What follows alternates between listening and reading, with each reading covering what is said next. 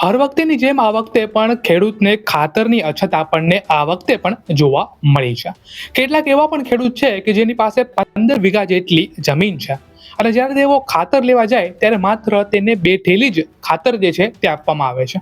એક બાજુ નરેન્દ્ર મોદી એવું કહે છે કે તમે પ્રાકૃતિક ખેતી કરો, પણ જ્યારે હકીકતે જે ખેડૂત છે તે ઓર્ગેનિક ખેતી કરવા જાય ત્યારે તેનું ઉત્પાદન જે છે એ થોડું ઘટી જાય છે, જેના લીધે તેને આર્થિક નુકસાન થાય છે. પરંતુ જો જે ઓર્ગેનિક પાક છે એનો પણ જો સરકાર સાચો ભાવ આપી દે તો કદાચ જે ખેડૂત છે તે માર્ગદર્શન ઉપર જાય.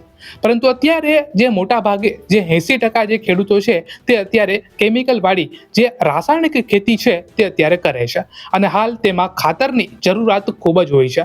અને હર વખતેની જેમ સરકાર કહે છે કે અમે જે ખાતર છે તે પૂરું પાડીએ છીએ, જેમ કે ડીએપી છે, યુરિયા છે, પરંતુ જ્યારે ખેડૂત હકીકતમાં તેના વિસ્તારની અંદર જ્યારે ખાતર લેવા જાય ત્યારે તેને ખાતર નથી મળતું.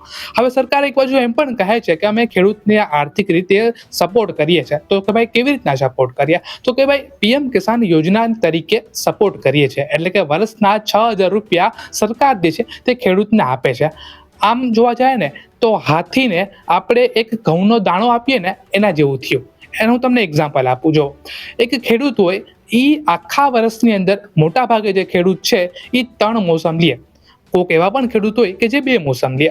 હવે આ જે 2 મોસમ અને 3 મોસમની જો હું વાત કરું છું, એમાં જો એને સાચો ભાવ મળી જાય તો એનું એક મોસમના એની જે કમાણી થાય, હું એમ માનું કે એની પાસે લગભગ ચલો 10 વીઘા જમીન છે અને જો એને સાચો ભાવ મળે ને તો એ એક મોસમના જે ખેડૂત છે એ 4 થી 5 લાખ રૂપિયા ઓછામાં ઓછા કમાઈ લે, જો એને સાચો ભાવ મળે તો, અને એનાથી વધારે પણ કમાય.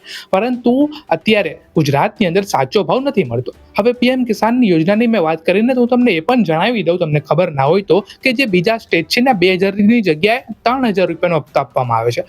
ગુજરાતમાં જે તમને 23મો હપ્તો મળવાનો છે એ માત્ર 2,000 રૂપિયાનો જ મળવાનો છે, પરંતુ બીજા સ્ટેટની અંદર 3,000 રૂપિયાનો હપ્તો મળશે.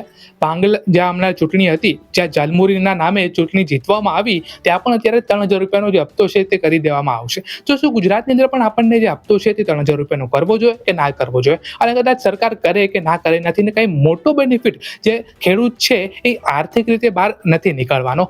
ખાલી ખેડૂત આર્થિક રીતે બહાર નીકળે એ માટે સરકારને એના જે ખેડૂતના હકના ભાવ છે એ દેવાની જરૂર છે. બાકી સરકાર કાંઈ પણ ના કરે, એની જેટલી પણ યોજનાઓ છે એ પાછી લઈ લઈને જો એને સાચો ભાવ મળી જાય તો ખેડૂત આગળ આવી શકે.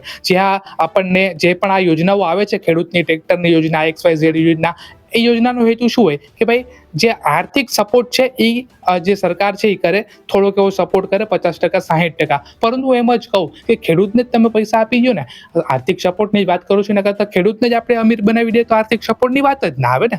પરંતુ અત્યારે જે ગુજરાતના ખેડૂત છે એ સૌથી વધારે, આપણે ઇન્ડિયામાં હું વાત કરું તો ગુજરાતના ખેડૂત અત્યારે સૌથી મુશ્કેલીમાં છે એવું અમને દેખાઈ રહ્યું છે.